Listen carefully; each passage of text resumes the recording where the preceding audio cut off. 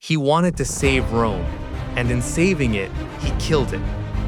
Julius Caesar, the god Rome built with trembling hands, and the monster she begged to crown her. His story is not about power, it's about hunger, the divine kind that devours everything it touches. Remember this. Every civilization that rises from the ashes of another still whispers his name. Because Caesar never died, he became the disease called empire. They said Rome gave birth to many wolves, but only one learned to walk upright among men. Before the crown of laurels, before the thunder of his name, there was only Gaius Julius Caesar, a boy watching his city devour itself. Rome was a wounded beast then, noble in name, diseased in heart. Senators plotted in the dark, streets bled from civil wars, and every man's loyalty was bought with fear. Caesar grew amid the echoes of collapse, where greatness was a whisper and survival an art. He was not born rich in gold, but rich in vision. Even as a boy, he saw the Republic not as it was, but as it could be, a living god forged from chaos. When Sulla seized Rome in a storm of executions, Caesar was marked for death. He had married Cornelia, the daughter of a rival faction, a bold act of defiance. Soldiers came for him, iron at their sides, expecting to drag another noble to the slaughter. But the boy refused. "I will not put away my wife," he said, voice steady as marble. He was only 19, yet his words carried the quiet finality of fate. Sulla, the old tyrant, saw something unsettling in his eyes, not arrogance, but inevitability. "Take away his sword," Sulla murmured to his guards. "But remember, there are many Mariuses in him." And he let him live. That was the first mercy Rome would ever grant Julius Caesar. In exile, Caesar learned the shape of power, how it breathes, how it kills. He traveled through Asia Minor, standing under the vast sky where empires older than Rome slept in dust. He watched generals command with a flick of their hand, watched cities fall for want of one man's will. It was there he began to understand power was not merely strength, it was belief. If men believed you were destined to rule, then destiny itself began to bend. When pirates captured him on the Aegean Sea, they demanded 20 talents of silver for ransom. He laughed in their faces. "Fools," he said, smiling. "I am worth at least 50. And he sent his men to raise the sum, not as a captive begging for life, but as a prince expecting tribute. For weeks, he lived among his captors as though they were his guests. He joined their games, recited poetry, even scolded them for their manners. "You do not laugh enough," he once told their leader. "When I am free, I will return and crucify you, and I will make sure you die with a smile." They laughed then. They did not when he kept his promise. True to his word, after being ransomed, Caesar raised a small fleet, hunted down the pirates, and crucified them along the coast. Yet he ordered their throats slit first. "A gesture of mercy," he said. Thus began the legend. Caesar, the man who could be cruel with grace. He returned to Rome as a ghost returned to a city. The Senate remembered his name, the people whispered it like a prophecy. He spoke with fire, his words smooth as marble yet sharp as steel. He understood something his rivals never did, that Rome was not ruled by law or sword, but by story. He told the people they were not slaves to their past. He told them they could be eternal. He told them that he would lead them there. Every gesture, every speech, every alliance was a move on a board only he could see.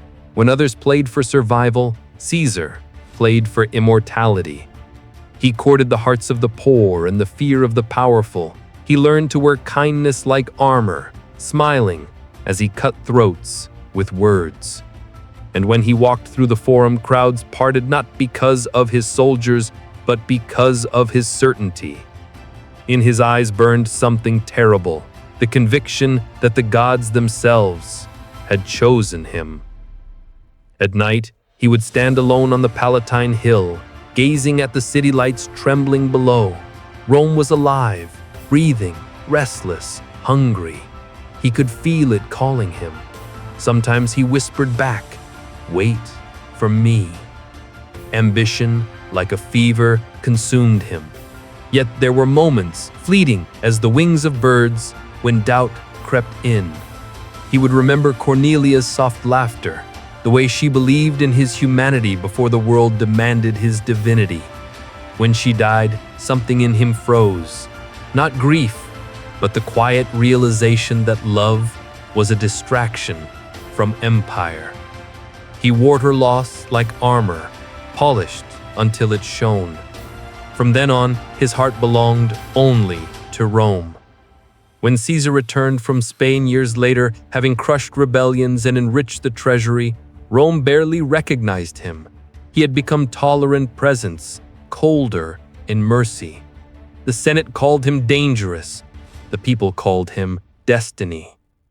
He stood before them draped in white, his face aglow in torchlight.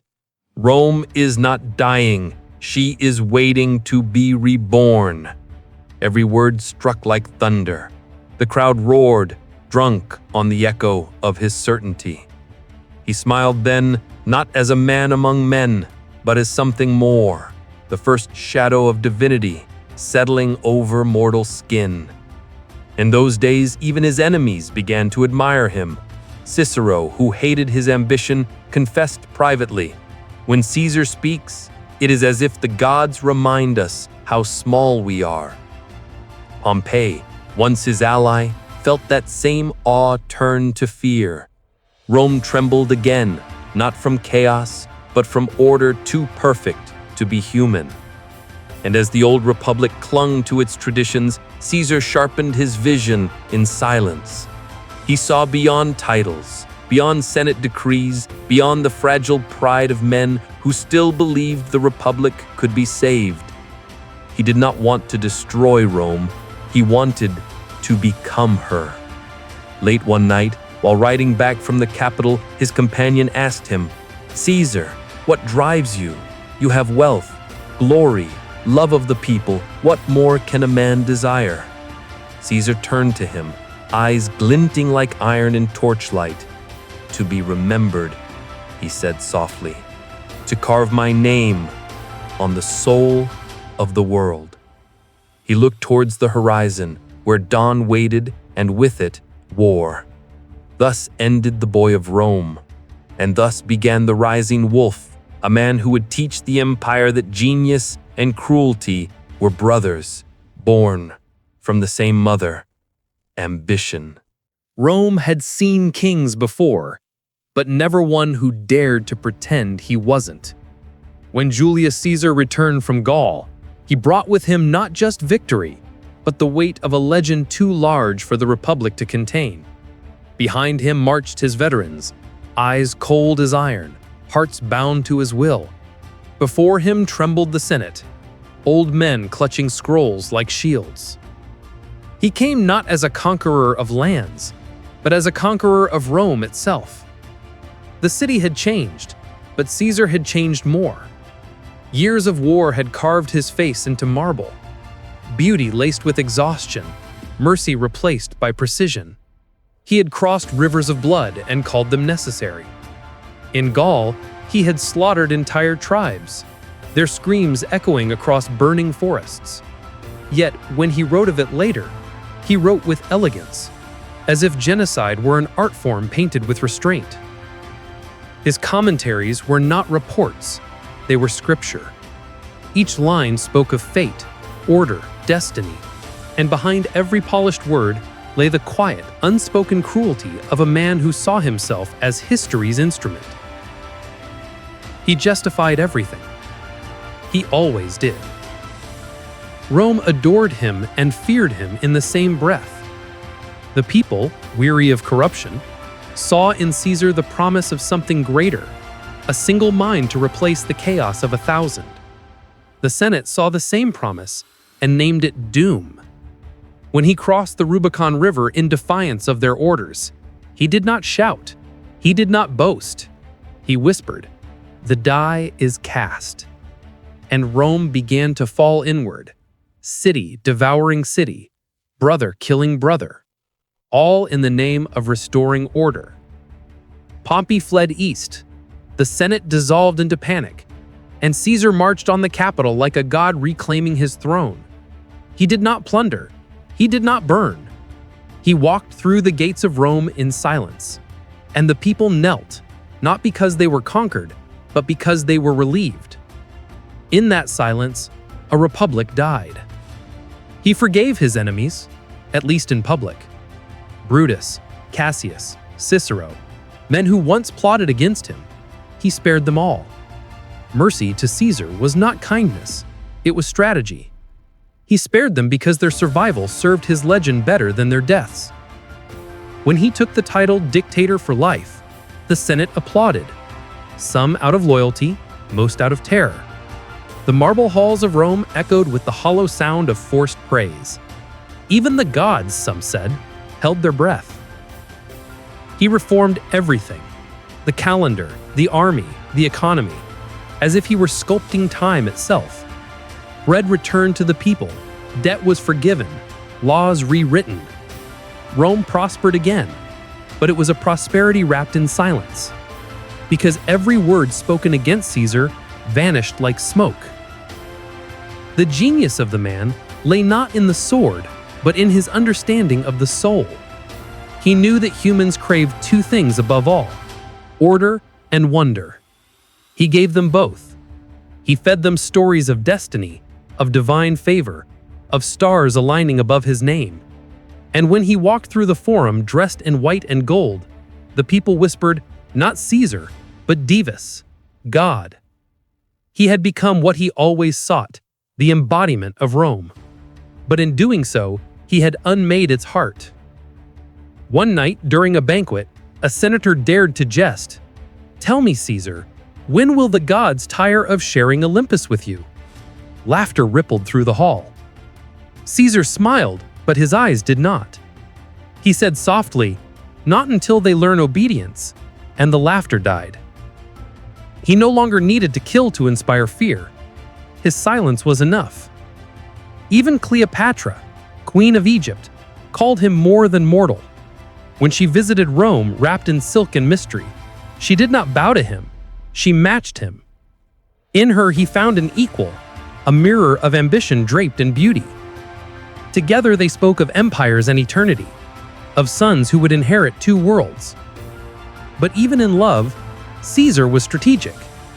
To him, Cleopatra was not only a woman, she was a symbol. Through her he joins the myths of East and West, as if merging gods under his own crown. But love and power are two fires that cannot burn side by side. While he embraced her in private, he dreamed of monuments in his name, temples, calendars, constellations. He was already ascending while his heart remained on earth. There were moments, though, rare, fragile, when the mask slipped. Once, a young soldier who had fought beside him in Gaul came to ask for mercy after a failed duty. Caesar looked at him for a long time and said, "Do you think I am cruel?" The soldier, trembling, answered, "No, my lord, only just." Caesar smiled sadly. "Then justice is a colder thing than I remembered." He released the man. But later that same night he wrote in his journal, "Power must never hesitate. Mercy is a wound that never heals." His power was absolute. Yet the higher he rose, the more alone he became. The Senate's flattery grew louder, their daggers sharper. Every cheer in the streets carried a whisper beneath it. How long before the god demands sacrifice? Caesar ignored it, or pretended to. He began to dream of conquest again, not of lands, but of time itself. He spoke of codifying eternity, of ruling not for decades, but for ages. He told his aides he wished to be worshipped after death, not as a man, but as an idea. And so his cruelty evolved, not from bloodshed, but from indifference. He no longer needed to kill. He simply allowed others to be forgotten. But fate, patient as ever, waited behind marble columns. For in his own brilliance, Caesar had crafted the tools of his undoing. He had filled Rome with men who loved him too much, or not at all. Brutus, the son he never had, loved the Republic more. Cassius, the serpent-tongued, envied him. Together they whispered a question that had no answer. What happens when a god forgets he is human? The city grew restless. Omens appeared. Storms in the desert, lions wandering the streets. A soothsayer crying warnings at the festival gates. Calpurnia, his wife, begged him to stay home, her dreams heavy with blood. But Caesar laughed. He said cowards die many times before their deaths. The valiant never taste of death but once. He had turned even fate into an audience. As dawn approached, he stood once more upon the balcony of his villa, the same hill where, years ago, he whispered to the city lights. Now those lights flickered beneath his rule, obedient, trembling, eternal. He closed his eyes and listened to Rome breathe. It was the sound of his own heart, magnified through a million souls. He felt the weight of history settle upon him. Heavy, sacred, inevitable. He smiled faintly, unaware that the gods had already turned away. The empire of one was complete, and all that remained was for it to end. The morning of March 15th dawned pale and silent, as if Rome herself hesitated to breathe. The sky was colorless, the wind unmoving. The Tiber ran dull as steel. In the marble halls of his villa, Julius Caesar woke to the echo of footsteps, servants whispering, Calpurnia weeping softly behind closed doors. She had dreamed again, she said, of blood pouring from the Senate statues, of her husband's body cold beneath the Capitol steps. But Caesar only smiled. He had faced death too many times to fear it now. A dream, he whispered, fastening his white robe, is only the shadow of a coward's thought. He was wrong. Some dreams are the soul's last attempt to speak. When he stepped into the streets, Rome seemed to bow. Crowds parted in reverence or in dread as the dictator walked toward the theater of Pompeii, where the Senate gathered that day. He moved with the calm of a man who believed himself immortal. Above him, the sun glinted faintly on his golden laurel, and for a moment he seemed less man than statue, one of his own monuments come alive. The city murmured, children pointed, old veterans saluted, tears in their eyes, and in the shadows, men with daggers followed, their hearts pounding with a terror deeper than hate. Inside the theater, the air was heavy, a silence sharpened by guilt. The senators rose as he entered, bowing low, their faces masks of loyalty. Cassius was there, pale and sweating. Brutus, too, eyes stormed with something between love and despair. Caesar greeted them all with warmth, unaware that he embraced ghosts. He took his seat beneath Pompey's statue, the man he had once defeated. Perhaps had he looked up, he would have seen irony carved in marble above him. But he did not look up. He looked forward, always forward. The first blade struck quick and shallow, Casca's hand trembling as steel kissed the dictator's neck. Caesar gasped, not from pain but from disbelief. He turned, eyes burning, and the world erupted. Daggers flashed like lightning in a storm of betrayal. Steel met flesh again and again, a chorus of grunts, sobs, and shuffling sandals on marble. Blood splattered across white togas, across pillars, across Pompey's cold stone feet. 23 wounds bloomed upon his body, a map of treachery drawn in red. And when the chaos dimmed, he saw him, Brutus, standing among them, his dagger still dripping. For a heartbeat, silence returned. Caesar's hand trembled as he reached out, not in anger, but in grief. His voice, once thunder that commanded legions, fell to a whisper that broke the ages. Et tu, Bruti. You too, my son. Then he drew his robe across his face, and the god fell human. They left him there, bleeding beneath the shadow of Pompeii, the marble slick with his life. The senators fled in panic, their courage dissolving in the stench of death. Outside, the people waited for their savior, not knowing he lay cold within. No trumpet sounded, no gods wept. Only Rome itself shuddered, as if the soul of the empire had been struck. That night, the city was unrecognizable. The torchlight flickered against walls daubed with grief and anger. Rumors spread like wildfire that Caesar had risen again, that lightning had struck the Capitol, that the earth itself groaned in mourning. Women tore their hair, soldiers beat their chests, and in the forum, an old man cried, "You have killed not a man, but Rome!" For days, the body lay in the forum, displayed to the crowd. His face, once so commanding, had softened into peace or accusation. Mark Antony, his loyal friend, stood before the weeping masses and spoke words that would burn into eternity. This was the noblest Roman of them all. And when he raised his voice to the sky, the crowd rose with him, furious, grieving, divine in their rage. They carried torches to the homes of the conspirators. The city that had killed its god now cried for vengeance.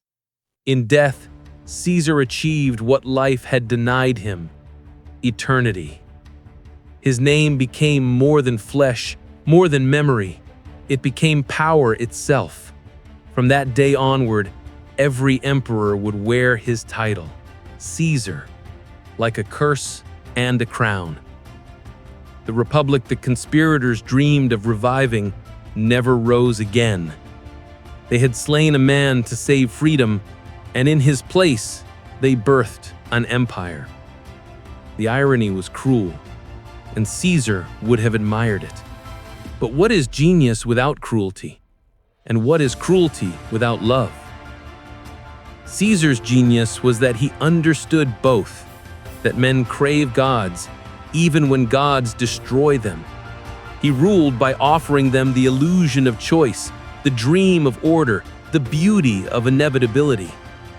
He was the reflection of Rome's own soul, brilliant, ruthless, hungry for meaning.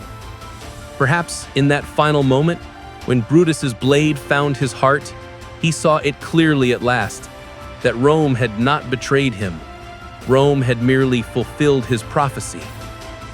For every empire must feed on its own creator.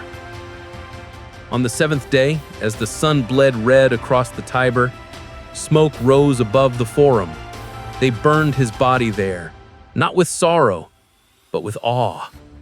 The flames reached high, curling into the night, scattering embers that glowed like stars. And in those stars, people saw omens, Caesar ascending, reborn among the gods.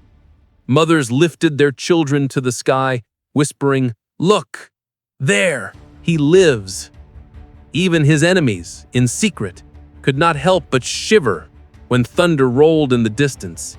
It sounded too much like laughter. Years later, when Augustus, his adopted heir, took power, he stood in the same forum and whispered, "Divus Julius," the divine Caesar. Temples were built, statues raised, prayers offered.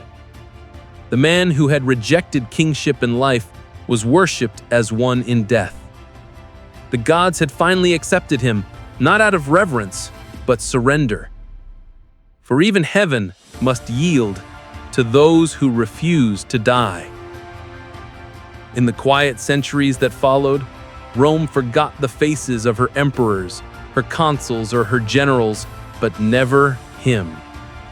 The marble wore away, the scrolls crumbled, yet the name endured. Not a man now, Not even a legend, but an idea. That ambition, if pursued without end, becomes its own immortality. They said he was born of a wolf's ambition and a god's silence. In the end, he proved them right.